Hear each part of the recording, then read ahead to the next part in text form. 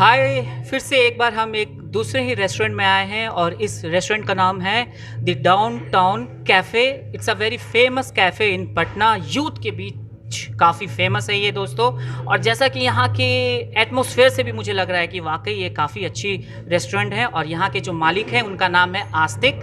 तो आइए ज़रा हम उनसे बातें करते हैं और जानते हैं उनके कुछ एडवाइस और सजेशंस जो हमारे यूथ हैं जो रेस्टोरेंट बिजनेस में जाना चाहते हैं, आखिर क्या उनको किन किन बातों के ऊपर ध्यान रखना होता है। Hello sir. हेलो, हाय। सबसे पहले हमारे इस चैनल में आपका बहुत बहुत स्वागत है। जी, धन्यवाद। आपका भी बहुत स्वागत है।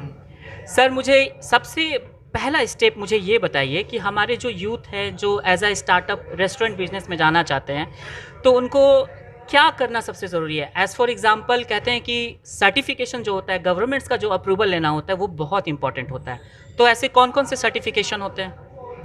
सर, सर्टिफिकेशन में जैसे कि एक तो फसाई का लाइसेंस चाहिए, FSSAI, जो कि फूड लाइसेंस होता है जिसको बोलते हैं हम लोग। एक नॉर्मल फायर लाइसेंस होना चाहिए और एक आपका GST होना चाहिए।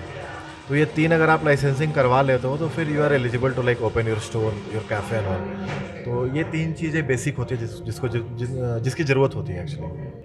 तो पहला सर्टिफिकेशन आपका फूड कॉरपोरेशंस का हो गया, दूसरा फायर का आपको लेना होता है क्योंकि ये बहुत इंपॉर्टेंट है कि अगर इन केस इमरजेंसी पड़ गया तो ऐसे कौन से एग्जिट पॉइंट है। स्टाफ का जो ट्रेनिंग होता है वो बहुत इंपॉर्टेंट होता है ऐसे क्रूशियल पोजीशंस पे। और जो तीसरा है आपका GST। तो ये तीन चीज़ें होनी बहुत बड़ी बात है। अब जो बात है वो है प्लेस की। कितना इम्पोर्टेंट है कि हम जहाँ रेस्टोरेंट खोल रहे हैं वो प्लेस कहाँ होना चाहिए, कैसा होना चाहिए, इसके ऊपर एक बातें बताएं। सर, मेरा एक्चुअली मैंने कैफ़े स्टार्ट किया है, यहाँ पे कैफ़े खोला है। तो उसके लिए जैसे कैफ़े में लोग क्या पसंद करते हैं कि आके बैठ के चिल करना, टाइम स्पेंड करना। तो उसके लिए सबसे जो मोस्ट इम्पॉर्टेंट चीज़ है वो कि एक पीसफुल इन्वायरमेंट होना चाहिए, और वो आप सिटी के बीच में और भीड़ भाड़ वाले इलाके में आप नहीं देख सकते। तो मेरा नाम भी डाउनटाउन कैफ़े है और थोड़ा मतलब भीड़ भाड़ वाले इलाके से थोड़ा दूर हट के है। यहाँ पे एम्पल पार्किंग स्पेस है, यहाँ पे आपको गार्डन्स भी दिख जाएंगे, पेड़ बहुत दिख जाएंगे, पास में स्टेडियम है। और आप बाहर जाओगे, कैफ़े से बाहर भी जा रहे हो ना, तो आपको एक पीसफुल इन्वायरमेंट देखने को मिलेगा, जो कि बहुत इंपॉर्टेंट है कैफ़े स्टार्ट करने के लिए। दूसरा सबसे इम्पोर्टेंट पॉइंट है कि आपने सर्टिफिकेशन कर लिया, प्लेस आपने सेलेक्ट कर लिया, स्टाफ सिलेक्शंस कितना इम्पोर्टेंट होता है।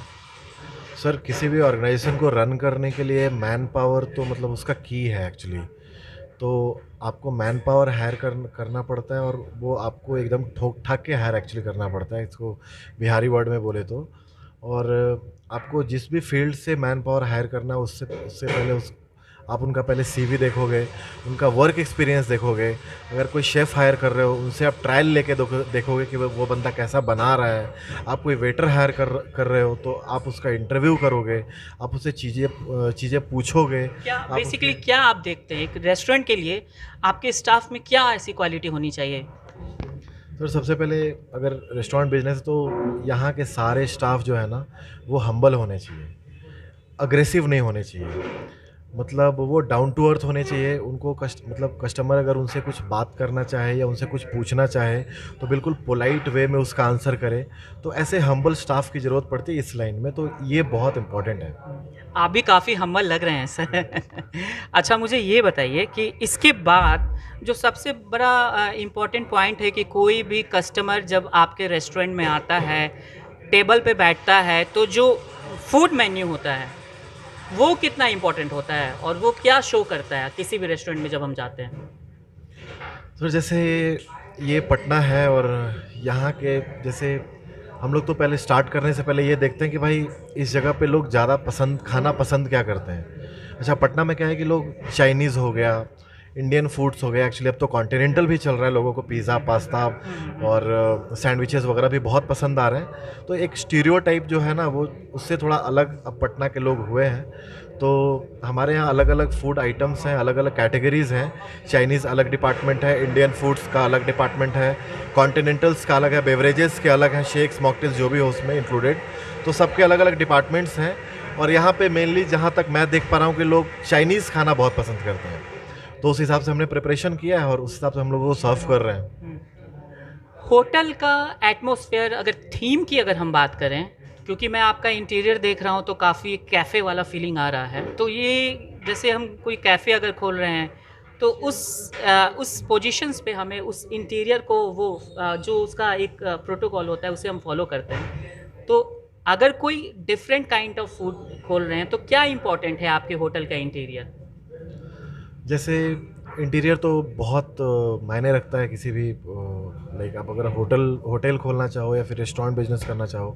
एक्चुअली मैंने कैफ़े स्टार्ट किया, मैंने कैफ़े खोला है, तो कैफ़े के लिए जो एक पीसफुल थीम होना चाहिए, एक पीसफुल इन्वायरमेंट होना चाहिए, एक सही एम्बियंस होना चाहिए, वो मैंने देने का ट्राई किया है। कुछ अच्छे अच्छे पेंटिंग्स और हो गए, वॉल का डिज़ाइन हो गया, चेयर्स हो गए, टेबल्स हो गए, फ्लोर हो गया, सब कुछ पे हम लोगों ने लाइक कैटेगरी वाइज वर्क किया है और एक सही एम्बियंस देने का ट्राई किया कि लोग अगर यहाँ बैठे तो उनको सुकून मिले।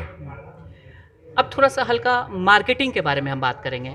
ये सारी चीज़ें हो गई, आपकी इस्टेब्लिश हो गई होटल। अब जब हम मार्केटिंग करते हैं, लाइक जैसे आजकल बहुत सारे ऐसे सोशल मीडिया है, मास मीडिया है, बहुत सारे प्रिंट मीडिया है, तो वैसे में अधिक से अधिक लोगों तक जानना, उन तक पहुंचाना कि हमारा इस एरिया में रेस्टोरेंट खुला है, उसकी क्या स्ट्रेटेजी होती है? सर मार्केटिंग आज के ज़माने में तो बहुत, क्योंकि कंपटीशन ज़्यादा है ना।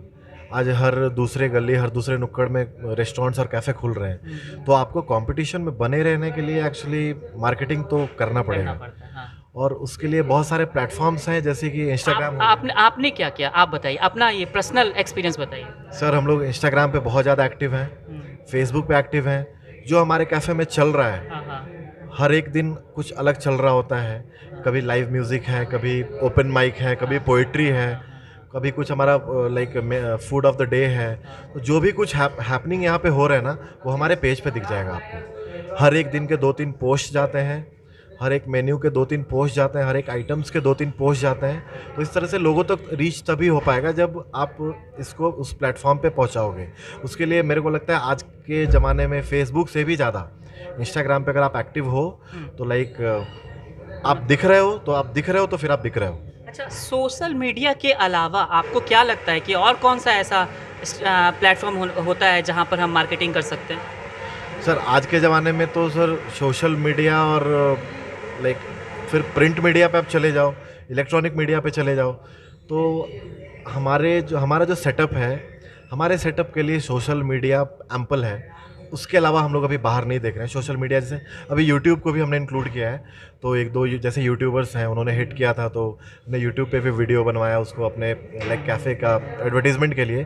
तो एक यूट्यूब को हम लोग पकड़ के चल रहे हैं। अभी तो इतना ही है, शायद अभी इससे ज़्यादा भी। अगर कहीं कुछ ना होता है तो वैसे में उनका ये कॉन्सेप्ट एज अ स्टार्टअप करना और रेस्टोरेंट में जाना, तो अगर आप मैसेज देने की अगर आप उनको बात करें अपनी तरफ से, हो सकता है कि मैं कुछ बातें निकल के ना आई हूँ, तो वैसे में आप उन यूथ को क्या मैसेज देना पसंद करेंगे? आपका खुद का एक्सपीरियंस जो आपको कह रहा हो, कुछ बताना चाहेंगे? थोड़ा मैं लंबा बता दूँ अपने बारे में कि मैंने इंजीनियरिंग किया है। इंजीनियरिंग करने के बाद मैंने जॉब किया। जॉब मैंने छोड़ा, मैं गुड़गांव में जॉब कर रहा था, वहाँ से फिर पटना आया। एक्चुअली कैफ़े और रेस्टोरेंट बिज़नेस लाइक ओपन करना मेरा एक पैशन था और मैं पैशनेटली इस पे वर्क कर रहा हूँ, बहुत मेहनत कर रहा हूँ, बहुत हार्ड वर्क कर रहा हूँ। अगर जिस किसी भी का भी मन हो, जिस किसी भी बंदे या बंदी का मन हो कि उसको ऐसा सेटअप डालना है, उसने सोच लिया, आधा काम वही पूरा हो गया, वो स्टार्ट करे और उस पर हार्ड वर्क करे, आउटपुट मिलना तय बात है। ये मैं गारंटी के साथ कह रहा हूँ, क्योंकि इनपुट अगर देंगे ना तो आउटपुट मिलता है। Thank you sir. तो जैसा कि बातचीत से ये तो ज़रूर फील हो रहा है कि कोई भी फील्ड में अगर आपको जाना है तो उसके लिए डेडिकेशन, पैशन, इंटरेस्ट होना बहुत ज़रूरी है, तभी आप किसी अच्छे मुकाम तक हासिल हो पाते हैं। तो आज का हमारा यह वीडियो हम यही समाप्त करते हैं। अगली बार फिर से हम एक नई वीडियो के साथ आएंगे। हाँ, तब तक के लिए आप हमारे इस चैनल को लाइक, सब्सक्राइब और कमेंट करना ना भूलिए। Thank you.